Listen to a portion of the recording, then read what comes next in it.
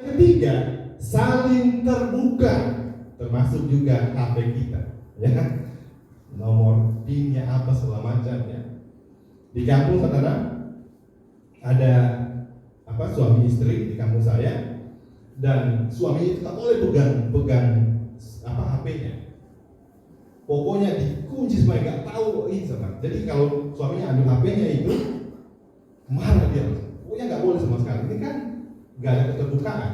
Ada apa dalam HP ini? Nah, tiba-tiba satu ketika pas HP-nya nggak tahu dijawab di mana, diambil sama suaminya. Pas suaminya pegang, tiba-tiba ada telepon masuk, diangkat sama suaminya, ternyata selingkuhannya dia. Langsung berantem, teman-teman. Tidak ada keterbukaan, ya. Jadi kalau dalam rumah tangga itu tidak ada keterbukaan, itu sudah rumah tangga yang tidak sehat. Kita harus ada keterbukaan, ya. Gak ada yang disimpan sembunyikan, ya. Yang keempat, saling membangun. Keluarga yang sehat adalah keluarga yang saling membangun, saling mendorong, saling mendukung satu yang lain, saling mengangkat ketika mungkin istri kita, suami kita lagi lemah, kita harus saling menguatkan satu dengan yang lain.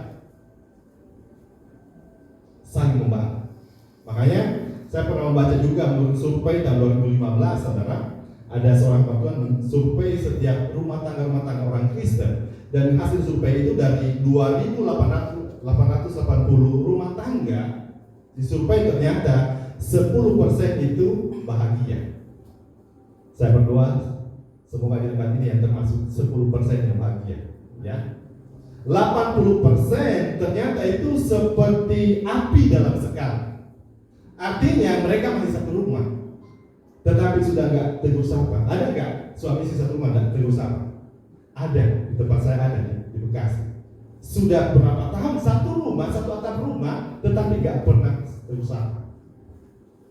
Mereka ke mall bisa sama-sama, mungkin ke gereja juga bisa sama-sama, ya, duduk sama-sama. Tetapi sudah nggak ada komunikasi, nggak ada kecocokan. Mereka cuma bertahan karena alasan mereka karena anak. Seperti api dalam sekam, nggak kelihatan ada api, tetapi tunggu waktunya dia akan menyala nanti. Jadi 80% seperti itu, dan itu jadi tugas kita sebagai kaum pria yang takutkan Tuhan untuk berdoa supaya dia bisa diselamatkan, jangan sampai hancur, ya. Dan 10% cerai. Ini yang terjadi. Makanya hari ini lewat ibadah perdana hari ini kita sebagai kaum pria, kita harus menata keluarga kita, ya. Kita harus memperbaiki hidup kita sebagai laki-laki. Jangan cuma kita berjenis kelamin laki-laki, ya. Tetapi kita nggak tahu fungsinya kita ini untuk apa di tengah-tengah rumah tangga. Kalau kita cuma tahu, wah saya berjenis kelamin laki-laki, tapi kita nggak tahu fungsinya Tuhan mau apa dalam hidup kita, dalam rumah tangga kita, maka seringkali kita hanya membentuk otot kita, ya.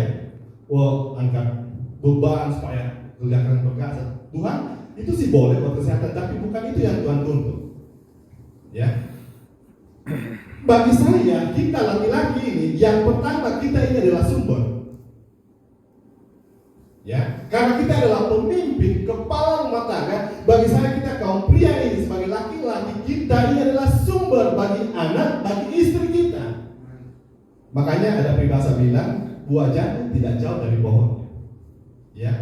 Kalau bicara tentang sumber, itu ada dua, ada sumber matahari yang baik, ada yang tidak baik. Makanya kita sebagai kaum pria hari ini, kita harus mengambil satu keputusan. Mari kita menjadi kepala rumah tangga yang sumber matanya baik. Sebab apa, saudara? Kita harus jadi contoh, teladan, pola bagi anak kita. Karena apa yang kita lakukan, itu nanti akan diikuti oleh anak kita. Makanya kalau kita merokok, pasti anak kita akan merokok, ya. Kenapa? Karena buah jatuh nggak jatuh dari pohonnya. Kalau kita pemarah, pasti anak kita juga akan seperti itu. Karena nanti anak kita itu akan jadi duplikatnya kita. Kalau kita sering marah istri kita di hadapan mereka, nanti mereka juga akan seperti itu. Kalau kita sering minum minuman keras, pasti mereka juga seperti itu. Tapi anehnya seringkali kita menuntut anak-anak kita, jangan minum alkohol, ya, jangan merokok, tapi padahal kita juga melakukan hal yang sama. Kita menuntut mereka jangan lakukan apa yang dilakukan, tapi kita sementara melakukan. Kita nggak sadar kita ini adalah sumber. Ya, tetapi saya mohon bagi kita semua, kita belajar hari ini, jadilah sumber yang baik, jadi contoh, jadi teladan, sehingga bisa berkata, wah, saya mengidolakan papa saya karena papa saya seperti ini. Ya, nah, seringkali kan mereka lebih mengidolakan orang lain daripada orang tua sendiri. Kenapa? Karena mereka nggak bisa lihat figur seorang bapak. Bahkan seringkali kita ini merusak figur bapak di surga. Karena mungkin kita terlalu galak dan lain sebagainya. Mereka berpikir, anak kita berpikir bahwa bapak kita di surga juga galak seperti bapak di dunia. Ya, kita adalah sumber. Makanya kita harus memberikan sumber yang baik sehingga bisa jadi teladan. Mereka mengidolakan kita. Itu loh bapak saya luar biasa, bapak yang kuat imannya, bapak yang baik. Ada jemaah saya meninggal, kepala rumah tangga daripada pekerjaan apa. Paling-paling kalau kita ada istri mungkin hanya cuma agak salah kata sedikit, paling kelas bapak habis itu istri juga stres. Ketika anak-anak juga mungkin tanya apa sama mamanya, karena dia juga udah marah, pasti dia udah marah sama anaknya. Jadi stres itu bisa menular, sumbernya dari kita. Ya, makanya kita sebagai sumber, sebagai laki-laki, kita harus hati-hati. Yang kedua, laki-laki itu bukan cuma sekedar sumber, laki-laki itu adalah fondasi. Keluarga kita mau jadi seperti apa itu dari laki-laki, dari kita, karena kita itu otoritas tertinggi. Kita pemimpin dalam rumah tangga. Jadi fondasi keluarga kita ditentukan oleh apa fondasi. Bangunan ini kuat dan lemahnya itu ditentukan oleh fondasi. Ini nggak terlihat fondasi, tetapi fondasi ini menentukan bangunan ini. Ya, sama dengan kita kaum pria itu adalah fondasi dalam rumah tangga. Makanya kaum pria itu memikul banyak beban, tanggung jawab. Karena memang laki-laki itu didesain untuk memikul tanggung jawab sebagai fondasi. Banyak beban kita, banyak pergumulan kita. Karena memang sudah seperti itu. Fondasi itu nggak terlihat, tetapi saudara, fondasi itu dari dalamnya itu adalah menopang segala sesuatunya. Makanya tugas kita sebagai kepala rumah tangga, sebagai kaum pria, mari kita membangun rumah tangga kita mulai dari dalam. Ya, dari dalam rumah tangga kita. Kita sebagai kepala rumah tangga. Sebab apa? Ketika rumah tangga kita ini kita bangun dari dalam, kita tata lebih baik lagi, maka keluarga yang baik akan melahirkan gereja-gereja yang baik, jemaat yang baik, bahkan generasi-generasi yang baik. Dimulai dari keluarga kita. Jadi kita sebagai kaum pria adalah sumber dan fondasi. Ya. Keluarga kita nanti mau jadi seperti apa nanti itu tergantung dari kita. Sebab kita lah ujung tombaknya. Kita lah yang memikul segala macamnya, bangun rumah tangga kita dengan baik. Ya. Nah, makanya saya bilang kita sebagai kepala rumah tangga, sebagai kaum pria, kita harus tahu fungsi kita ini apa. Apa yang Tuhan mau dalam hidup kita. Ada laki-laki lain kan cuma membentuk otot dan ikuti hobinya dan lain sebagainya. Itu gak salah, tetapi Tuhan mau bukan itu. Yang menjadi pertanyaan, apa sih yang Tuhan mau dalam hidup? Apa sih fungsi kita? Apa tujuan kita dalam rumah tangga? Yang saya catat di sini, yang pertama, saudara, kita sebagai kaum pria kepala rumah tangga, yang pertama harus ini, saudara, kita harus cinta hadirat Tuhan. Supaya rumah tangga kita menjadi baik dan kita harus tahu tujuan hidup kita. Kita sebagai kepala rumah tangga, yang pertama kita harus cinta hadirat Tuhan. Segala macam bisa melekat, sama dengan kita. Kalau kita sering di hadirat Tuhan, kita berada bersama dengan Tuhan, lama-kelamaan sifat kita yang lama akan dikikis Tuhan dan kita akan menjadi sama seperti Tuhan, karakter kita. Ya. Makanya seringlah di hadirat Tuhan. Jadilah kepala rumah tangga yang ada di hadirat Tuhan. Saya percaya kita akan jadi kepala rumah tangga yang luar biasa, sebab kekuatan kita adalah kekuatan dalam hadirat Tuhan. Kita akan menjadi kepala rumah tangga yang tenang, yang tidak mudah marah. Kenapa? Karena ada hadirat Tuhan menyertai hidup kita. Kekuatan kita hari ini adalah kekuatan hadirat Tuhan. Berat tantangan yang kita alami, masalah, pergumulan, kebutuhan hidup, tetapi percayalah, orang yang selalu ada dalam hadirat Tuhan pasti sanggup menangguhnya. Sebab kekuatannya bukan dia lagi, tetapi kekuatan daripada Tuhan. Kejadian pasal 6 ayatnya yang ke-9. Inilah riwayat Nuh. Nuh adalah seorang yang benar dan tidak bercela di antara orang sesamanya, dan Nuh itu hidup bergaul dengan Allah. Nuh itu, kata Alkitab, dia adalah seorang yang benar dan tidak bercela pada zamannya, karena Nuh itu bergaul karib dengan Tuhan. Bagi saya, Nuh ini adalah kepala rumah tangga yang berhasil di dalam rumah tangga. Kenapa? Dia bisa menyelamatkan satu keluarga. Waktu itu semua manusia di sakit di bumi, tetapi lewat seorang kepala rumah tangga yang luar biasa, Nuh ini bisa menyelamatkan satu keluarga. Kenapa? Alkitab berkata Nuh itu bergaul karib dengan Tuhan. Nuh itu dekat dengan Tuhan, makanya dia berhasil. Nuh itu bergaul karib, dia berkata dia adalah orang benar dan tidak bercela. Apakah Nuh itu adalah orang sempurna? Enggak, Nuh itu sama seperti kita, punya kekurangan, punya keterbatasan. Tetapi kenapa kita berkata dia bilang dia orang yang sempurna, orang yang tidak bercela? Karena kalau orang dekat dengan Tuhan, dia punya kekurangan, kelemahan. Tetapi kalau kita dekat dengan Tuhan, kelemahan kita ditutupi oleh Tuhan. Dia dekat dengan Tuhan, makanya Tuhan sangat luar biasa, sangat mengasihi dia dan menyelamatkan dia. Dia bergaul karib, bergaul intim. Makanya orang kalau dekat dengan Tuhan, bergaul dengan Tuhan, dia pasti memahami kehendak Tuhan. Maka ketika Tuhan suruh Nuh bangun bangsa, dia nggak pernah komplain. Walaupun itu mustahil sama manusia. Tetapi karena dia bergaul karib dengan Tuhan, dia memahami bahwa Tuhan yang dia sembah adalah Tuhan yang tidak pernah mengecewakan dia. Dia tahu Tuhan itu pasti melakukan hal yang terbaik sehingga diselamatkan. Makanya Nuh ini adalah contoh kepala rumah tangga yang luar biasa, karena ada di hadirat Tuhan. Tugas kita adalah bekerja. Ya, Kejadian pasalnya yang kedua,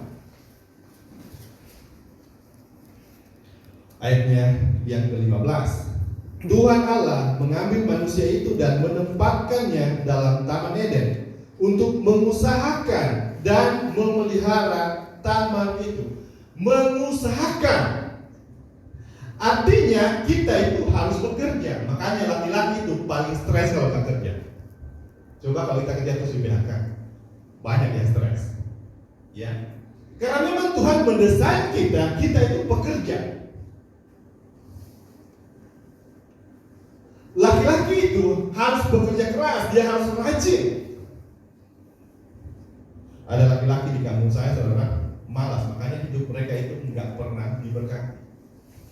Mereka itu setiap hari cuma ngumpul main kartu. Saya bilang ini sudah, waktu saya pulang ke kampung pesangi itu, apalagi bulan-bulan Desember, mereka itu ngumpul main kartu dari pagi sampai malam sampai besoknya, sambil mabuk-mabukan, nyanyi lagu rohani. Seperti itu saya bilang, ini aneh orang-orang saking rohaninya sambil mabuk-mabukan sambil minum cap tikus, ya. Waktu Desember atau 3 tahun lalu, waktu saya pulang, sebelum jam 12 biasanya mereka doa dulu, ucapan syukur, makanya melewati tahun yang lama. Jadi ngumpul semua ini dalam satu rumah. Biasa ada penatua di sini untuk pimpin ibadah. Jadi satu lorong kita itu ngumpul. Saya enggak ke mereka, saya bikin ibadah buat keluarga saya. Jadi sebelum 5 menit jam 12 sudah selesai ibadah ucapan syukur. Tapi pas setelah jam 12 biasa pakai lonceng 100. Selesai lonceng itu, mereka langsung putar lagu disco kuat-kuat, mulai dari anak-anak, tante-tante sampai om-om, semuanya pada minum cap tikus, pada mabuk semua. Saya bilang itu ucapan syukur setan di atas. Bahkan sampai ada satu orang yang akhirnya nggak bangun-bangun, dilarikan ke rumah sakit. Kenapa? Bayangkan sudah berapa hari itu minum cap tikus, nggak pernah makan ini lagi, saudara, dan akhirnya meninggal. Saking rohaninya, ya. Seperti itu orang sange, siang kalau seperti itu, ya. Jadi kita harus bekerja keras. Sebelum lewat kita bekerja, tangan yang lambat, Alkitab berkata bahwa akan membuat kita miskin. Tetapi tangan yang rajin akan buat kita diberkati Tuhan. Ya. Kita sebagai kepala rumah tangga harus cinta firman Tuhan, berpegang teguh pada kebenaran firman Tuhan. Kita harus baca firman Tuhan. Di dalam Mazmur pasal 1 ayat 1-3 berkata bahwa orang yang kesukanya firman Tuhan apapun yang diperbuatnya pasti berhasil. Ya. Bayangkan kalau kita sebagai kepala rumah tangga, kita selalu punya waktu dengan Tuhan, kita selalu merenungkan firman Tuhan, selalu baca firman Tuhan. Bayangkan dia akan diperkaya dengan hal rohani, dia diperkaya dengan firman Tuhan. Ketika istrinya mulai khawatir, tidak ada uang, akan keluar firman Tuhan dan Tuhan berkata, jangan khawatir, burung di udara Tuhan pelihara, apalagi hidup kita. Karena ada firman. Ya. Ketika istri kita mulai lemah, anak kita mulai lemah, firman Tuhan yang keluar berkata, Tuhan akan bekerja untuk mendatangkan kebaikan buat kita. Ya. Yang membuat kepala rumah tangga beda hari ini hanya apa? Firman Tuhan. Amin. Berpegang teguh pada kebenaran. Firman itu berkuasa, saudara. Alkitab berkata, iman timbul dari pendengaran, pendengaran akan firman Tuhan. Nah, ketika kita dalam masalah, dalam pergumulan, saudara, firman Tuhan itulah yang akan memberikan kuasa dalam hidup kita. Ya, kalau kita lihat di dalam Alkitab ada seorang yang pendarahan, wanita pendarahan 12 tahun ya, semua kekayaan sudah habis dan tidak jalan keluar. Tetapi waktu dia mendengar di situ ada Yesus, dia berkata, asal ku jamah saja jubahnya, maka saya akan sembuh. Dan saya melihat di sana, kenapa dia sampai bisa sembuh seperti itu? Ternyata di dalam ayat 27 kalau nggak salah, dia sudah pernah mendengar tentang Yesus. Artinya, keberhasilan seorang perempuan ini karena ada yang memberitakan tentang firman Tuhan. Dia telah mendengar tentang firman Tuhan. Maka timbullah imannya. Tanpa ditumpang tangan oleh siapapun juga, karena dia sudah pernah mendengar tentang Yesus, bahwa Yesus berkuasa, Yesus sanggup. Dia berkata, asal ku jamah saja, pasti saya sembuh. Dan mujizat itu terjadi. Padahal banyak orang yang bersentuhan dengan Yesus pada waktu itu, tetapi gak alami mujizat. Tetapi seorang perempuan ini yang sudah pernah mendengar firman Tuhan dan imannya timbul, dia alami mujizat Tuhan. Suami, kita harus mengasihi istri kita. Ada juga seorang hamba Tuhan sebelum dia bikin seminar tentang keluarga, dia survei dulu. Dia tanya kepada peserta seminar itu, dia tanya kepada istri-istri, dia tanya, kira-kira kalau kamu diizinkan Tuhan lahir kembali dari kecil jadi dewasa, kira-kira kamu masih mau memilih gak suami kamu yang sekarang? Ternyata dari berapa ratus orang itu, ternyata 30% menjawab tidak mau. Tidak mau. Jadi mereka tidak mau. Jadi kalau mereka dilahirkan kembali jadi dewasa lagi, apakah mau lagi sama suami Anda yang sekarang? Dia bilang nggak mau. 30% nggak mau. Ada apa, sob? Mungkin mereka mengalami hal-hal yang tidak enak dari suami. Ya. Kita harus mengasihi istri kita. Efesus berkata, level mengasihi istri kita itu seperti Kristus mengasihi kita, jemaatnya. Itu kasih kita kepada istri seperti Kristus mengasihi kita. Kasih Kristus kepada kita seperti apa? Alkitab berkata, kita ini durhaka. Ketika kita masih lemah, Kristus telah mati bagi kita. Orang-orang apa? Orang durhaka. Itu level kasih Tuhan. Tuhan mengasihi kita bukan karena kita baik, bukan karena kita mencari Tuhan, tetapi Alkitab berkata karena jahatnya kita, Tuhan memilih untuk mengasihi kita. Bukan kita mengasihi Tuhan, kita nggak bisa mengasihi Tuhan, tapi Tuhan mengasihi kita terlebih dahulu. Jadi level kasih kita kepada istri kita seperti Tuhan mengasihi kita. Ini susah, sulit.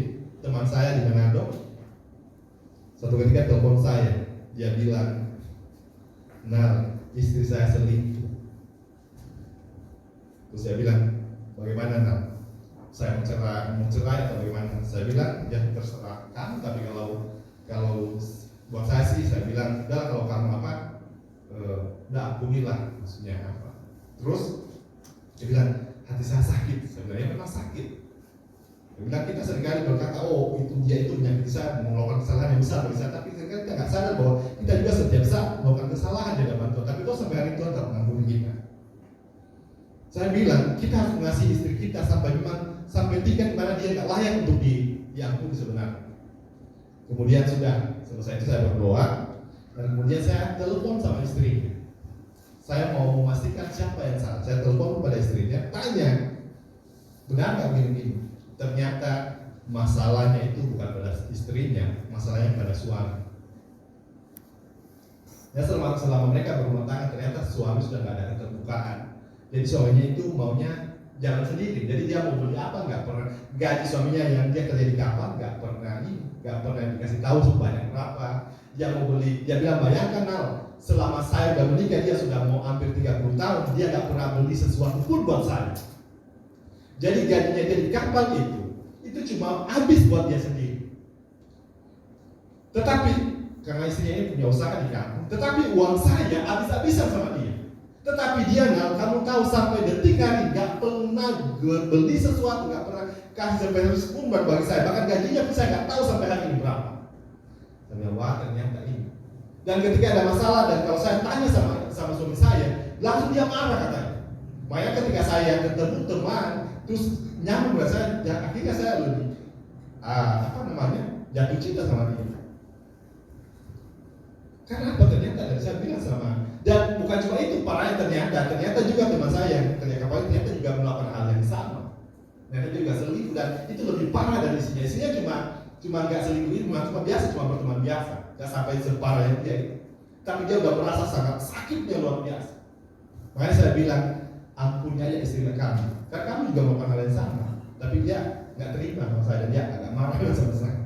Bagaimana kamu menghakimi istri kamu? Kamu bilang dia selingkuh begini-begini, sebab kamu sendiri juga melakukan hal yang sama.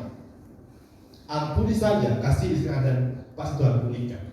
Ya, karena dua-duanya sudah bersalah saya bilang.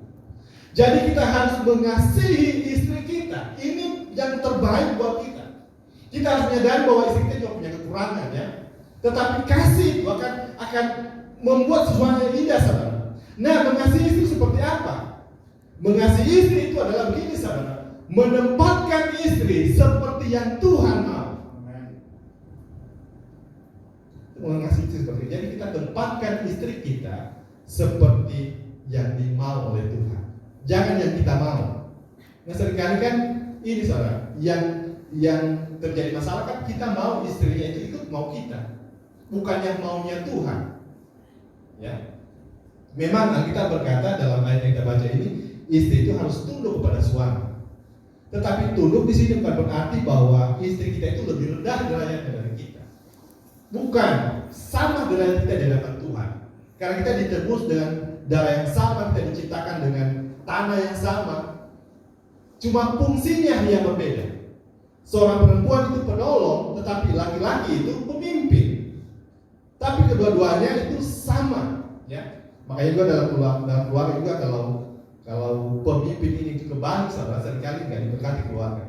Perempuan jadi pemimpin, laki-laki yang susah kalau begitu. Ya, makanya laki-laki harus jadi pemimpin. Jadi harus